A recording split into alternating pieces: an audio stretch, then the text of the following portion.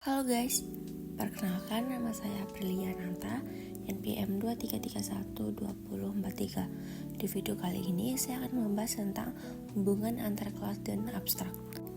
Hubungan antar kelas dalam pemrograman berorientasi objek menggambarkan bagaimana dua atau lebih kelas saling berinteraksi atau terhubung satu sama lain dalam sebuah sistem.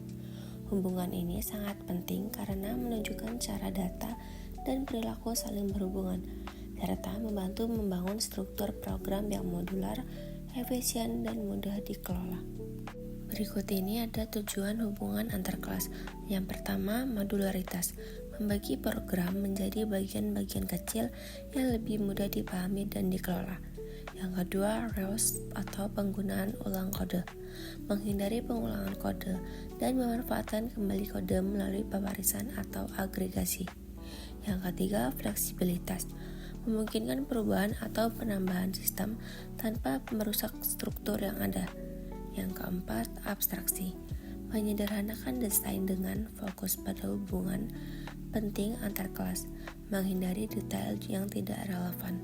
Selanjutnya ada jenis-jenis hubungan antar kelas. Yang pertama, asosiasi, hubungan di mana satu kelas menggunakan kelas lain. Contoh, dokter memeriksa pasien.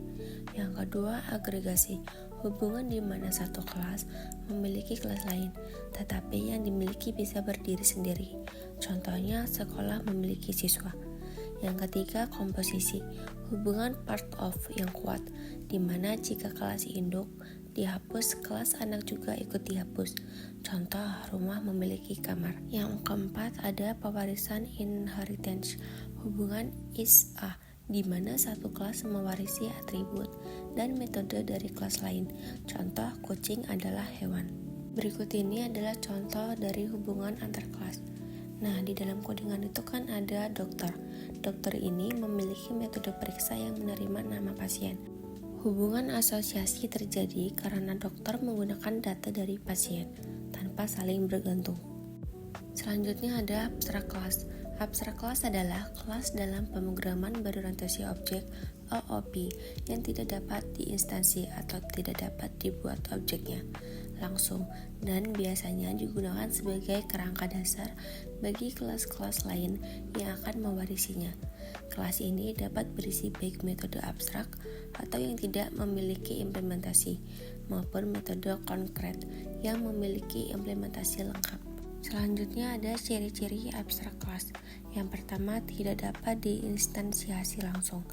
Tidak bisa membuat objek dari abstrak kelas langsung, hanya kelas turunan yang dapat diinstansiasi. Yang kedua, metode abstrak dan konkret, memiliki metode abstrak atau tanpa implementasi dan metode konkret dengan implementasi. Yang ketiga, pewarisan, kelas turunan wajib mengimplementasikan metode abstrak, kecuali jika turunan itu juga abstrak. Yang keempat, mendefinisikan struktur umum, menyediakan template dasar yang harus diikuti oleh kelas turunan. Selanjutnya ada tujuan penggunaan abstrak kelas. Yang pertama, memberikan struktur umum. Abstrak kelas digunakan untuk memberikan struktur umum yang harus diikuti oleh semua kelas turunannya. Dengan ini, kita bisa mendefinisikan metode dan properti umum yang relevan dengan banyak kelas turunan. Yang kedua, menghindari duplikasi kode. Abstrak kelas memungkinkan kita untuk menulis kode yang dapat digunakan kembali dalam kelas turunan, menghindari duplikasi, dan mempermudah pemeliharaan kode. Yang ketiga, menjamin konsistensi. Abstrak kelas memungkinkan pengembangan untuk mendefinisikan kontrak atau metode yang harus diimplementasikan, memastikan bahwa semua kelas turunan memiliki perilaku yang sama. Berikut ini adalah contoh abstrak kelas. Nah, di dalam kodingan itu kan ada kendaraan. Kendaraan ini adalah abstrak kelas yang memiliki metode abstrak bergerak. Kelas ini tidak dapat diinstansiasi langsung. Selanjutnya itu ada mobil di dalam kodingan tersebut. Ini adalah kelas turunan yang mengimplementasikan metode bergerak.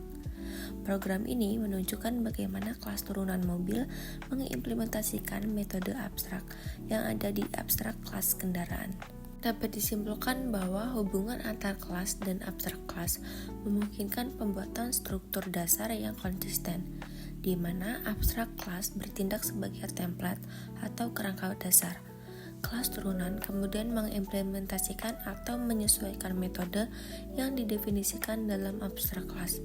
Dengan cara ini, abstrak kelas menyediakan struktur umum yang harus diikuti oleh kelas turunan.